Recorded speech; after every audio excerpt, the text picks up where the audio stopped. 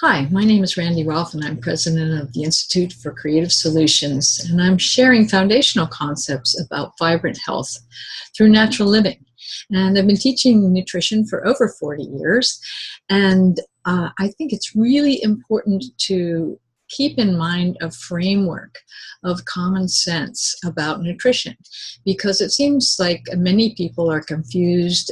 They've kind of given up. They see trends and headlines that are inconsistent and go back and forth, like eggs are bad, eggs are good, milk is bad, fiber is good, fiber's not so good, fat's not good, carbos are good, carbohydrates are not good, and so on. And snacking's good, snacking's not good, and so on. So I want to give you a framework for reference, and it really comes from common sense. But there's basically 4 ways to learn about what humans should be eating and when and what at any given time.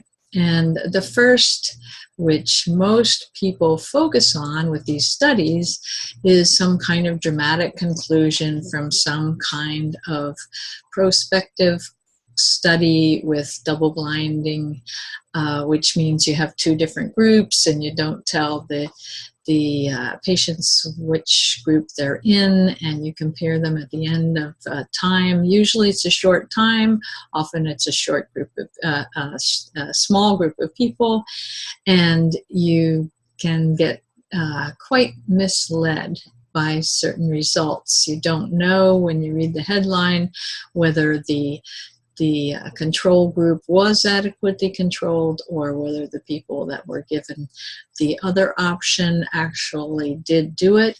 And if there's a self-selection process about compliance, or what they do along with the different thing that they've been asked to do, like if they keep count of how many carbohydrates. Did they really write down all the cookies and sodas that they consumed, and that kind of thing? Did they know how to measure the size of their meat proportion, or something like that? How much butter do they really put on their bread? Those kinds of things can really mislead. So that's one kind of experiment, which what they do with humans.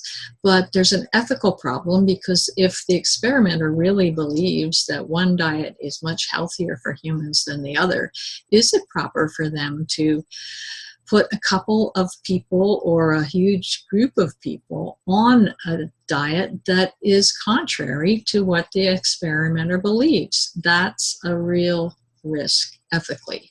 So what we often do is do that experiment on animals, which may have some ethical questions as well, but we do believe that that's better to do it on animals than people. And when we do it on other mammals, our metabolisms aren't that different, or our dietary needs aren't that different, cell for cell, that we can't draw some good conclusions from that kind of study. However, they can be misleading, and many headlines, though, based on some rat experiment, lab rat experiment that comes out not as dramatic as the headline would have you believe. There are many other ways to find out what we need. First of all, tradition. Look at what your family has eaten in the past. How long did they live? What kinds of health problems did they have? And look at the larger culture that you come from. What has really seemed to help your particular group to survive over the centuries and the millennia.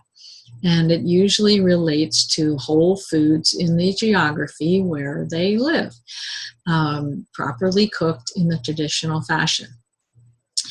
Another thing we can do is to look at epidemiological evidence, and that has been called observational, where you do cross-cultural studies. So you see that there's some big studies that when Japanese people moved to the US and adopted American-style diet, they started having all kinds of chronic conditions that were not common at all in Japan on their traditional diet.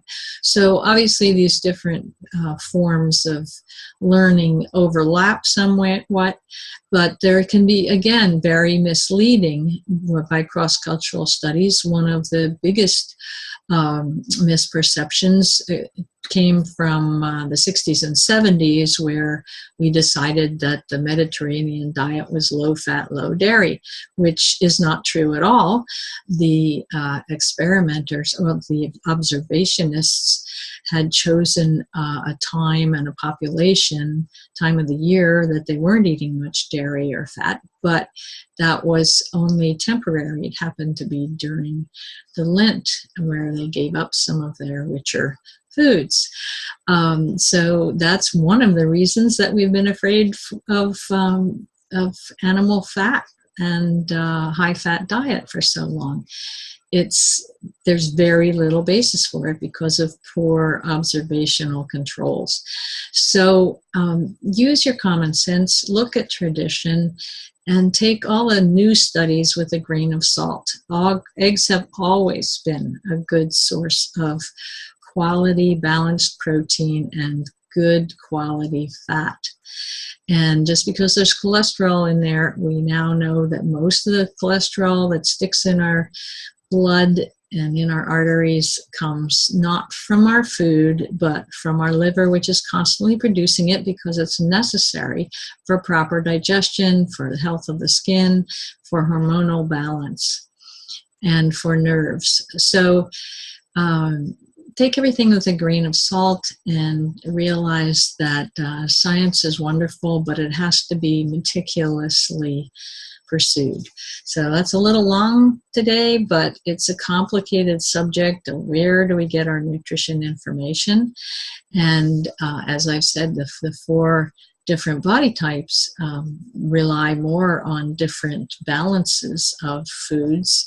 So it's important to stick with whole foods, pay attention to what your body is doing. So that's it for today. Randy Rolfe at randyrolfe.com.